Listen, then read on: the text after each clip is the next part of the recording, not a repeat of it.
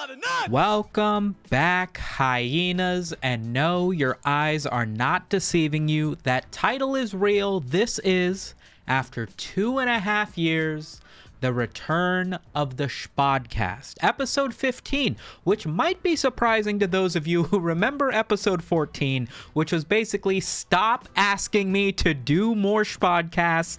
This show is killing the other videos on my channel. I can't afford to just keep talking for 2 hours about nothing. I want to do videos about memes because that's what brings in the money.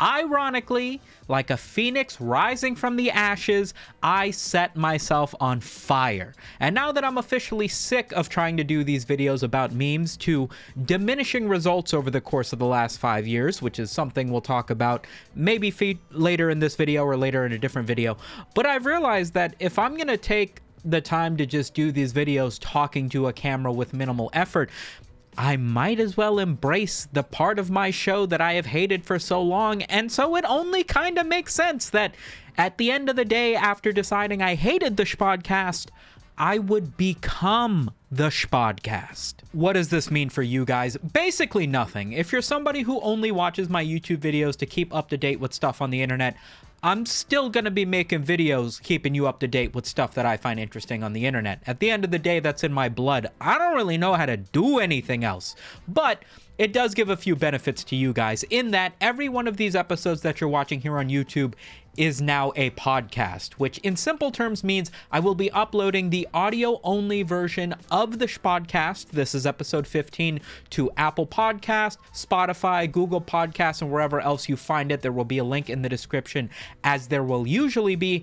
And so if you want more conversational style or just want to be able to listen to this while you're driving or doing something else, there are audio-only options for you. It also means that every video from this point on is going to be sponsored by everybody, because if this one doesn't work out, I'm out of ideas. So if you enjoy even a little bit of paying attention to what I do here on YouTube or in any capacity, a big thank you to the people who are supporting on Patreon. For only $5 a month, you will get a bunch of behind the scenes content, and now full-length, uncensored bonus cuts from episodes that I have with guests and what have you. You guys can look forward to seeing more of those episodes going forward. And if you'd like to support the show going even more so, you can pick up something from GamerSupps using my link in the description for an additional 10% off of your order, or something from Into the AM with the same discount code Sumito, again for an extra 10% off of your order. Now, since we're bringing back the podcast, I think it only makes sense to start talking about what I believe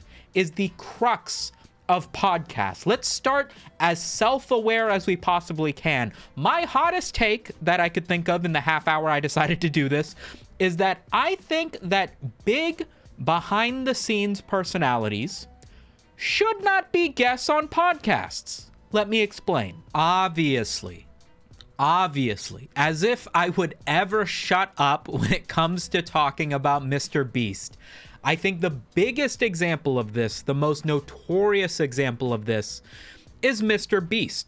I asked ChatGPT to put together a list of all the podcasts that MrBeast has featured on. Other people's podcasts. Colin and Samir, Logan Paul, Lex Friedman, Joe Rogan, any podcast you can think of. And ChatGPT did a horrible fucking job of categorizing what counts as a podcast and what is just a YouTube video. So I gave up. And I manually, as I always do when it comes to trying to do anything with ChatGPT, I ended up doing all the work myself, and I put together a list of all of the podcasts that MrBeast has featured on. And the reason that I did this is because I have this like inner, like a premonition, you know, it's like a feeling. I don't know if this is like a fact-driven truth, but I truly believe that when MrBeast started to go on podcasts, because he didn't do podcasts all the time or even at all in the early stages of his career, the guy probably hit 5, 10, maybe even 10, 20 million subscribers on his YouTube channel before making long podcasts talking about being the biggest YouTuber, the most successful, millionaire, blah, blah, blah, whatever. But it's when he started to go on podcasts and was a little bit less of, I'm the host of this show, look at all this editing, look at all this glamour, look at all these incredible things that we're doing on the YouTube. And instead was just, hey, I'm a guy, I'm going to talk to you like a normal person. I believe he started to go on podcasts the same reason that everybody started to go on podcasts, which is I want to have a more personable, relatable persona with my audience. I want them to see the person behind the videos. And I think with a lot of people who have podcasts, who are used to having this personal connection with people, this one-on-one, you're watching me because of the person I am, the beliefs that I hold, the things that I do, sort of relationship that a lot of YouTubers who have a persona, a personality that people connect with, when you have that, that's great. You want people to learn as much about you as possible because it's their connection to you as a person that's leading them to want to watch your vlogs, your videos, blah, blah, blah, whatever. However, I feel like when you're doing a big show on YouTube where you as a person are kind of disconnected, your beliefs, your thoughts, your personality don't matter as much like a MrBeast.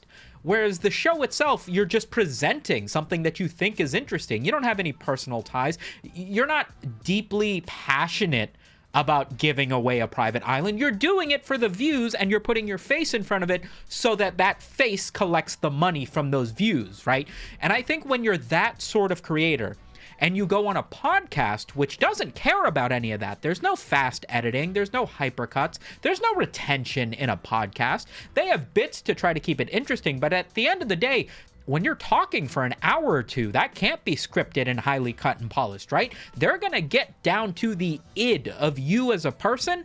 And I think when these big hosts of big, entertaining, successful shows come onto podcasts and reveal kind of just how boring, bland, robotic, formulaic, robot-esque that they seem to be as a human, it actually works against them when it comes to the highlights of a podcast. It shines more of a light on you as a person, but I think in cases like MrBeast, it actually shines a light on the fact that you as a person are not fucking interesting. Here's the for our audio listeners, this is a picture of MrBeast sitting sort of cross-legged in a folding chair, and he's wearing shorts as he usually does, and it kind of looks like he isn't wearing pants. He's just got the Beastussy out on full display, and the screen cap is a caption of him going, yeah, $4,225,000, like talking about insurmountable amounts of money in the context of, yeah, we spend this on every video. It's not a big deal. I'm just a big money-making guy, but I'm just like you guys. By the way, look at my ass. The first podcast that I want to talk about MrBeast appearing on is this one on the Colin and Samir show. He's been on Colin and Samir a few times. Colin and Samir have talked about how in the early days of them creating their show, which used to be sort of like a video essay show talking about the creator economy, the stories of creators rising to prominence on YouTube and on TikTok and what have you. They're very much a YouTube channel talking about YouTubers sort of vibe. If you know anything or follow anything about trying to become a creator yourself, I'm sure you are probably aware of who Colin and Samir are. Their most recent episodes of their show have very much turned into a guest-driven podcast. Every one of their videos is like an hour or 2 hours long, and they're always chatting with somebody in the space of the creator economy, YouTubers, TikTokers, or even like personal growth and development.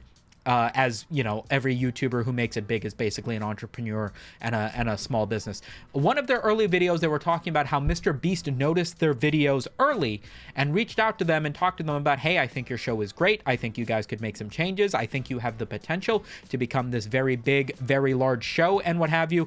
And he featured on an early episode of them. He then did this episode titled The Full Story of MrBeast, in which he is sitting in the center of an empty, what do you call this? An empty studio. Like it's like an airplane hangar. And they're doing a podcast in this giant garage area, of which he has, I believe, 2 or 3. And he's basically talking about how, yeah, I bought these giant stage sets, these studios, so that I could shoot my videos because these challenges take a week or a month of filming. I needed a space where I could have that running and also do something else at the same time. It's a 2-hour-long video. MrBeast is in a Street Fighter shirt. He's talking to Colin and Samir. They're doing this podcast, and I just can't help but notice how incredibly boring MrBeast is through all of this. This video has 22 million views. It is by and large one of the most popular videos on the Colin and Samir channel. The top 5 are like 4 MrBeast videos, by the way. It's all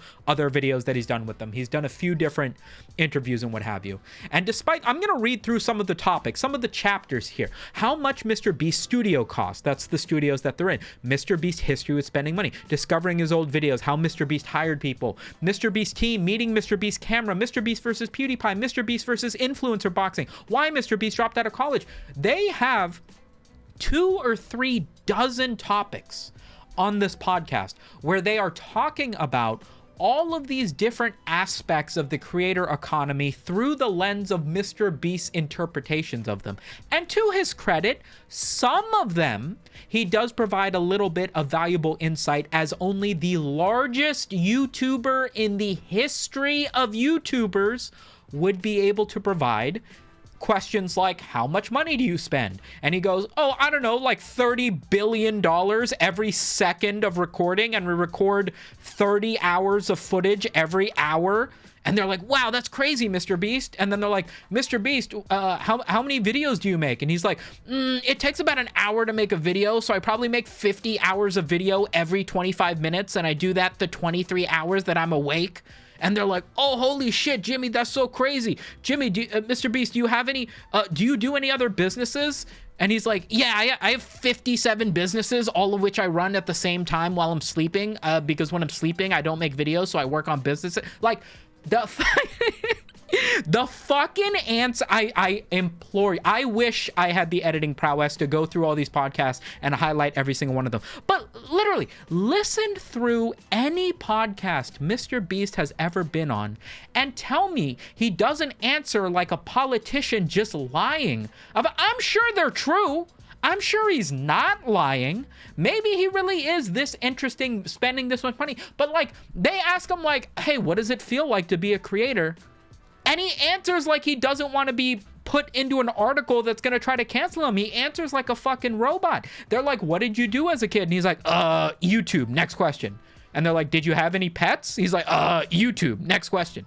What do you think about TikTok? Have you ever live streamed on Twitch? YouTube's the best, next question. Like, bro, you don't, like, yeah, you work for them, but like, they're not gonna execute you if you answer something other than YouTube. Come on, man. The podcast that I feel like really highlighted this the most for me is when MrBeast went on the Flagrant podcast. This is the podcast with Andrew Schultz and a bunch of other comedian friends. I'm sure you guys have seen clips from this. MrBeast goes onto this episode, and again, it's 4 hours long, so they talk about a lot of stuff. But the main things that I want you guys to pay attention to, as if you're going to take the time, you're probably not even going to watch this fucking video. You're not going to watch 4 hours of MrBeast, right? But they play a couple pranks on good old Jimmy Donaldson on MrBeast here, right? So one of the things that they do is ask him about his chocolate company, where they're like, hey, you got these Beast bars. What's going on with these Beast bars, Jimmy? And he's like, they're the best fucking things in the world. They'll bring your dead kid back to life. There's nothing that these Beast bars can't do. And they eat them, and they're like, yeah, it's okay. And MrBeast is like, tell me that's not the best candy bar you've ever fucking eaten in your life. And every one of them is like, Jimmy, they're okay. Like, relax. Like, I don't think it's going to cure my cancer. I also don't think it's going to give me cancer. They're okay, bro. And at one point, one of the guys, I don't remember who it is, because again, I'm not fucking rewatching this 4-hour podcast, right? But at one point, they order MrBeast Burger, right? This is back when he still cared about Beast Burger. He's like absolved himself of having anything to do with Beast Burger at this point, right? But they order Beast Burger on like Uber Eats or DoorDash or something. They have it delivered to the place, and he's like, I promise you it'll be here in 15 minutes. It'll be the best fucking burger you've ever had. And they're like, Jimmy, shut the fuck up. Like, we understand it's your business, you gotta shill it and whatever, but like, we're a bunch of guys drinking on a couch shooting the shit. Like, you can drop the shtick for just a little bit, Jimmy. They do a little bit, I'm pretty sure it's this podcast, they do a little bit where they take a Beast Burger wrapper and they swap it out for a Big Mac and they give it to him, and they're like, I don't know, Jimmy, that kind of looks like a Big Mac. And he's like, what the fuck? Did you guys fuck with my formula? I'll get you, Plankton, sort of vibe. Like, he's chill about it, but like overall, everybody's like, yes, it's whatever. It's whatever fast food. Honestly, I would prefer McDonald's. And he's basically like, you guys are crazy. Like, you guys are definitely setting me up to say that shit. This has to be the best fast food you've ever eaten, and you guys are all doing a bit. And it's like, dude, relax, Jimmy, relax. MrBeast would also subsequently get into a weird amount of beef with what's his name, Keith Lee, the TikTok food reviewer. And he basically did a TikTok with Keith Lee where they tried the MrBeast bars, and it just fucking crashed and burned. Like, he gave Keith Lee a MrBeast bar and he was like, can I be honest? And he's like, yeah, tell me it's the best fucking chocolate bar you've ever had. And Keith Lee was like, it's okay.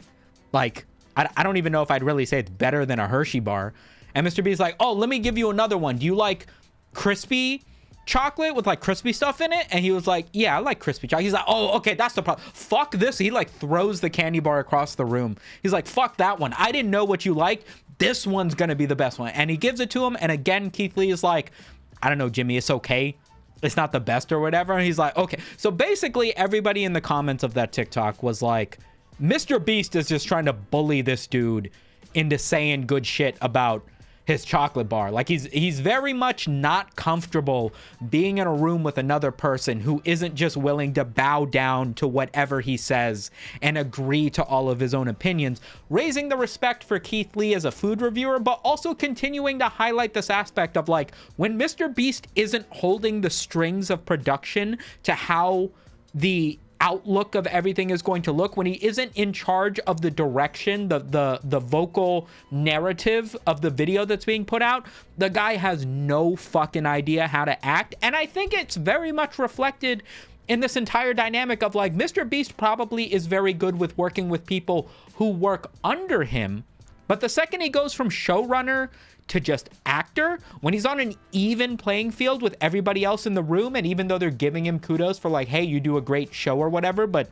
at the end of the day, this is our show, how about you play by our rules, he has no fucking idea how to act. As if you guys aren't familiar with the thing that I am most known for, I probably grew to prominence in the vast majority of your guys' eyes as a podcast guest. I was the first big guest on Internet Historians in the Field, and I relate a lot to MrBeast's uncomfortability in podcast situations, because the first podcast I was ever featured on has like 3 or 5 million views or something. It's crazy. And I was so different of a guest. Like, every episode before that episode of In the Field, the Kit Kat Forest, Suicide Forest episode, was like, we have a topic, I'm gonna explore it with Emp Lemon or Your Movie Sucks or Rant On or whomever, and they'd do a topic and they'd only talk about that topic. The second Internet Historian had me on, I could not focus for shit. I was talking about the stupidest stuff.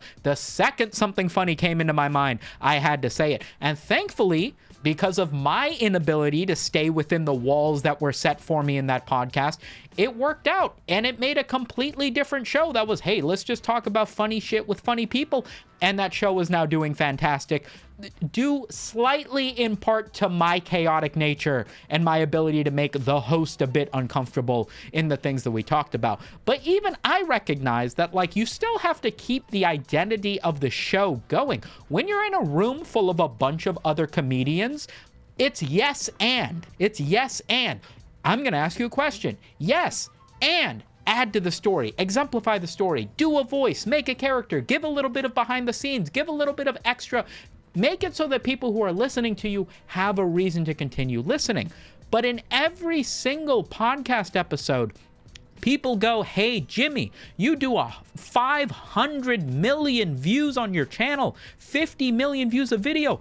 How do you do it? Without fail, the only thing to come out of MrBeast's mouth is, it's just titles and thumbnails, guys.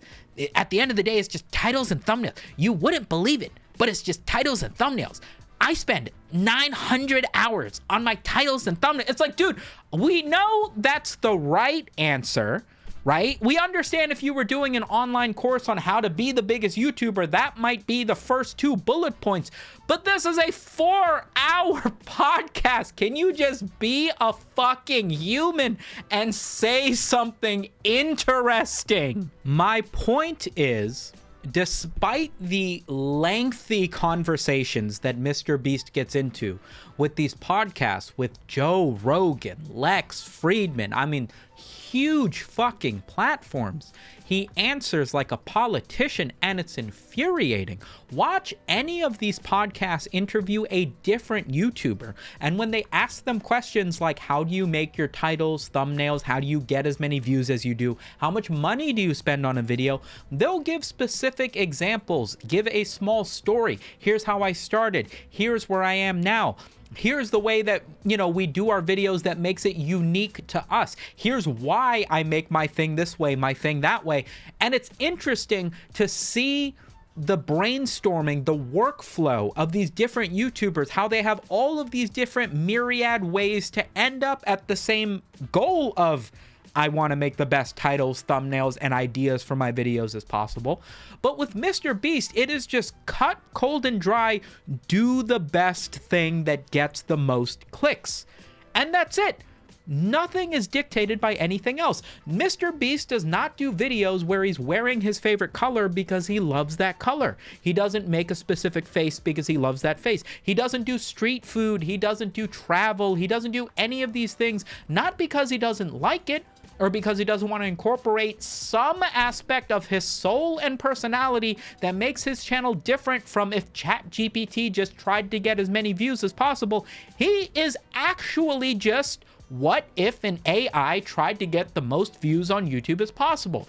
Take the biggest number, give it to the most people you can in the most radically extreme way that makes for the most succinct and clickable title, and then make a thumbnail that does nothing but adhere to the most primal basic urges of your need to click on a face that's smiling and soy facing with a number of things in it that are on fire or surrounded by sharks or covered in money, and only do that because God forbid you make a video that doesn't get 100 million views because that is the only fucking personality trait that you have. I'm a little bit worried that this is the exemplification of what all other people on the platform are supposedly supposed to strive for or learn from. Like, what the fuck? What exactly is MrBeast accomplishing by going onto a podcast and saying all the stuff that we already know he does? If you take a look at the clips that come from these interviews with Lex Friedman and Flagrant, Colin and Samir, Joe Rogan and what have you, never once, and I promise you this, are you going to randomly come across a TikTok or a YouTube short that highlights for a podcast clip. Never are you going to bump into a podcast clip with MrBeast doing anything other than talking about how robotically systematic he is about doing the most boring shit in the world, or how much money he earns or spends. It is never, I was a kid and I loved YouTube, blah, blah, blah, this and that. It was never, man, I watched this YouTuber and I was inspired to make a video just like them, or I grew. It's not any of that shit. It's I wake up at 6 a.m. and I make videos for 16 hours. Nobody's gonna outwork me because I don't eat, I don't sleep, I don't shit, I don't piss. I just record and I record and I record, and that's it. And if you don't, then you're stupid. I spent $10 million just making a video shitting myself because that's what it takes to make it on YouTube.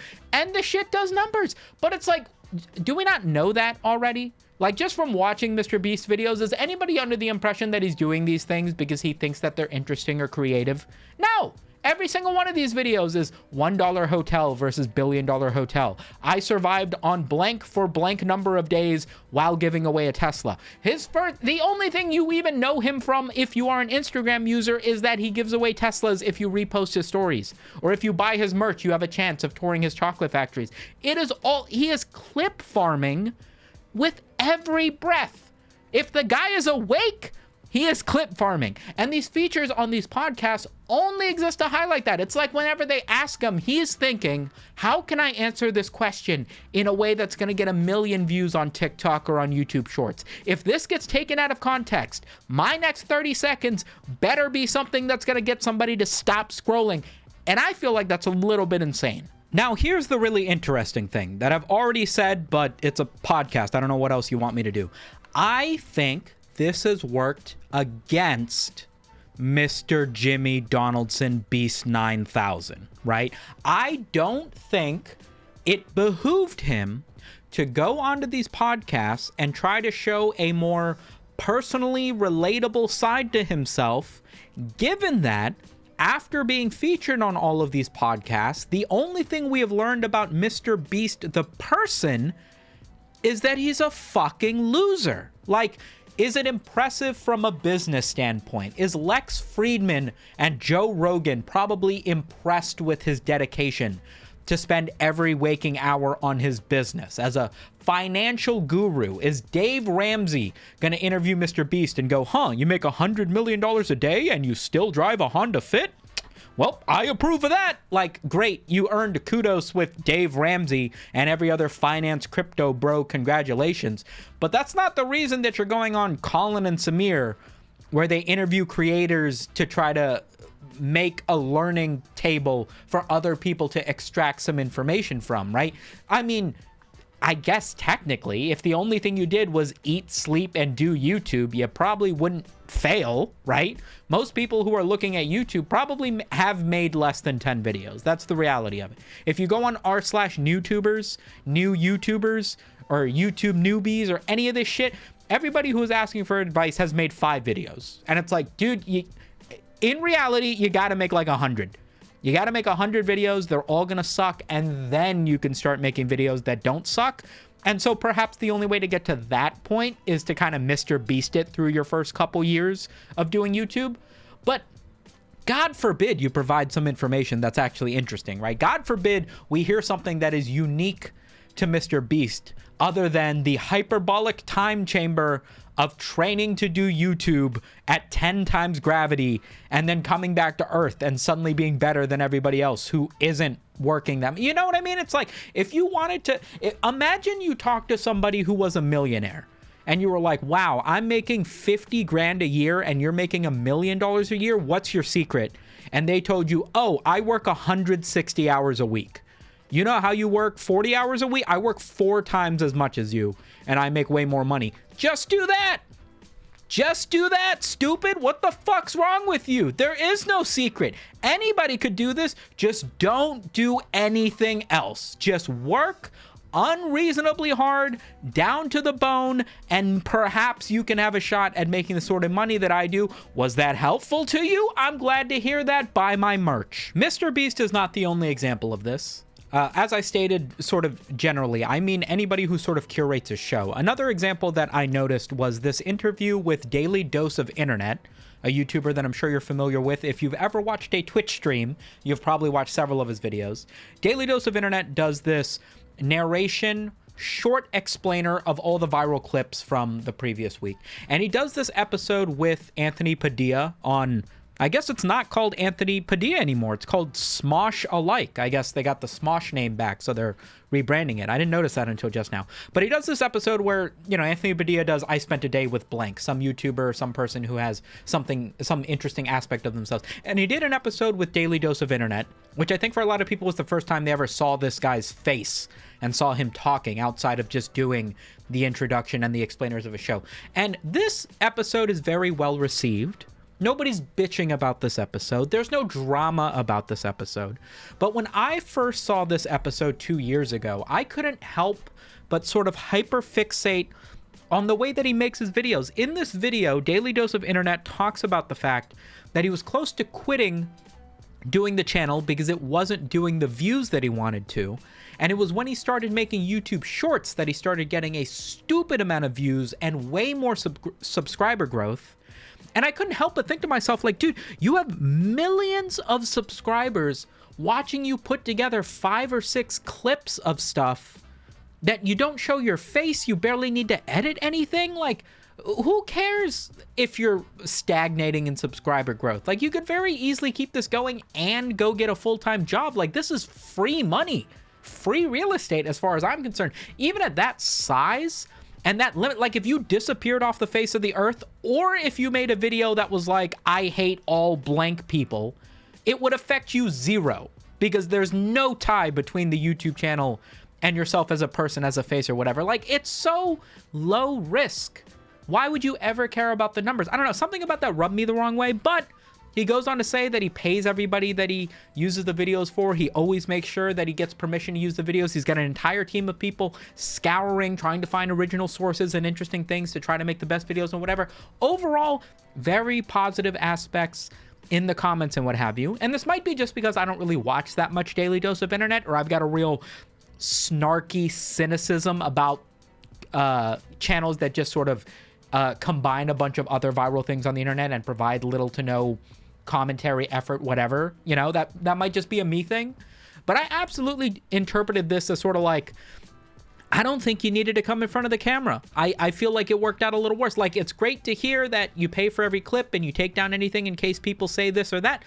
But I can't help but feel like after discovering how much business-minded insight goes into these seemingly light-hearted compilation videos, just putting together feel-good viral pieces of internet media, like, this is something that should be an anonymous Twitter user doing for fun that's happened to blow up, and to learn that there is this level of corporatization behind it, that this channel almost ceased to exist because it didn't hit the metrics that it wanted to, that really kind of made me feel like, man, it's not this feel-good passion project dude who's doing it for the love of the game. It's yet another MrBeast. And I only learned that because the guy decided that doing the channel itself wasn't enough. He also wanted his face to be tied to it. He also wanted to go on podcasts. He also wanted to make sure that he had a personal brand investment of his face and his name tied to the work that he did.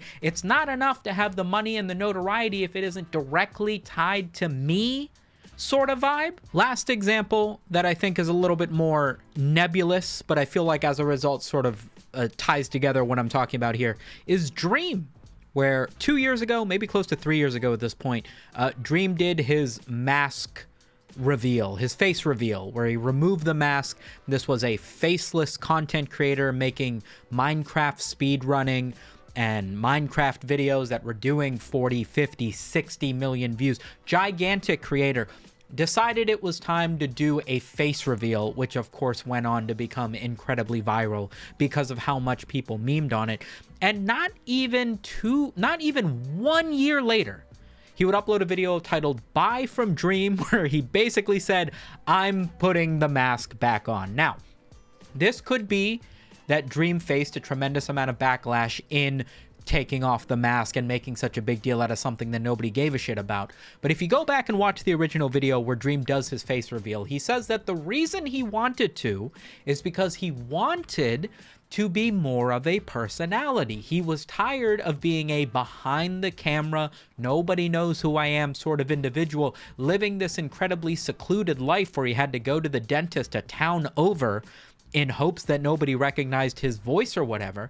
And the second that he got more attention than anybody could have ever anticipated for taking off the mask, he immediately regretted it. This guy has been on Snapchat making videos with other creators. He's been in a MrBeast video in fucking Antarctica.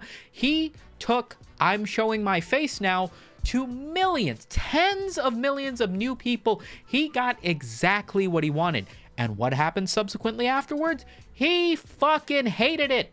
He fucking hated being an actual person whose criticism could no longer be levied at just the content that they make, giving you a level of distance between the art and the artist, and instead with the artist now being the thing that you want people to pay attention to, the criticism against your personality or this or that is now directed directly at you as a person, and he couldn't handle that. He thought he wanted it, but he couldn't handle that. He has an interview with Colin and Samir from 2 years ago where he is there in their studio in person doing a podcast interview with a mask on the entire time, and he answers that he feels like the reason he put the mask back on is because he wanted to continue to have this symbolic representation that he as a person could be anybody, and so the mask gives him this level of anonymity, like Spider-Man, where anybody could see themselves as Spider-Man, and he thought to be an inspiration to the people who were watching him would be better for him to not have an actual face and rather be anonymous in that regard so that anybody could be Dream. But let's be honest, you thought you wanted the fame that came along with having your face tied to your brand, and you couldn't fucking take it. That's what happened.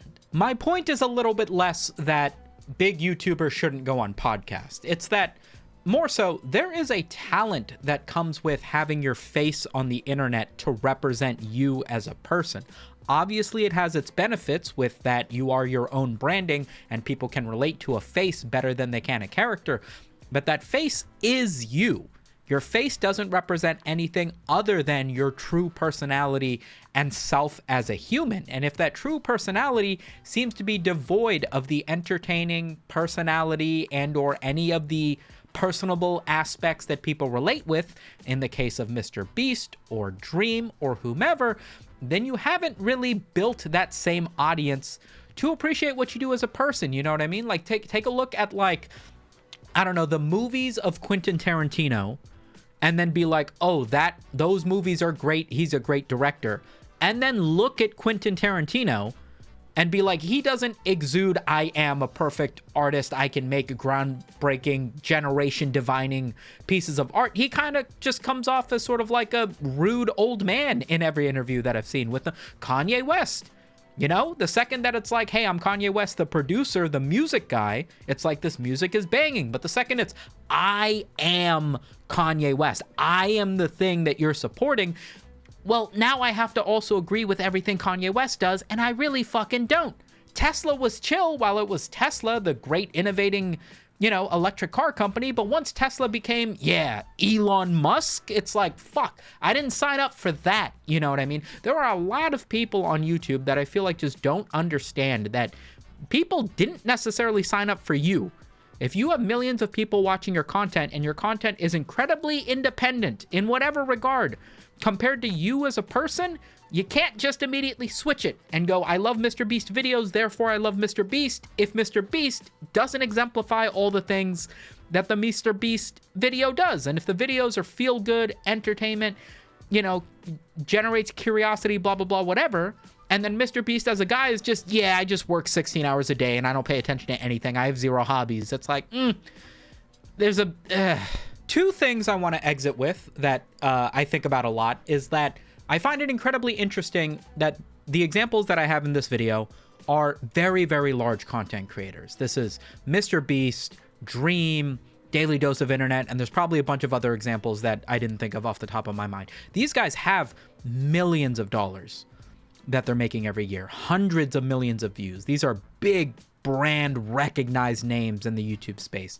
And yet their desire to try to have their face and or personality become more of a part of their branding feels like a level of jealousy that they should be above, you know? Like Dream wishing that he could show his face and do videos with his friends is like, dude, you do 100 million views a month and you don't need to show your face. You're telling me with that level of money and influence, completely independent of you being able to go get a regular job or whatever you might want to do without being recognized in public, and the number one thing that you desire is to be a vlogger? Is to be somebody who people want to watch because they like their face, their hair, the way they talk, their personality? Like, some people don't even get a chance at doing either one of those things. You already have 50% of it, and your number one desire is to go after the other 50% to horrific results? That's one. And then the second thing that I think is really interesting is there anybody who has done this successfully?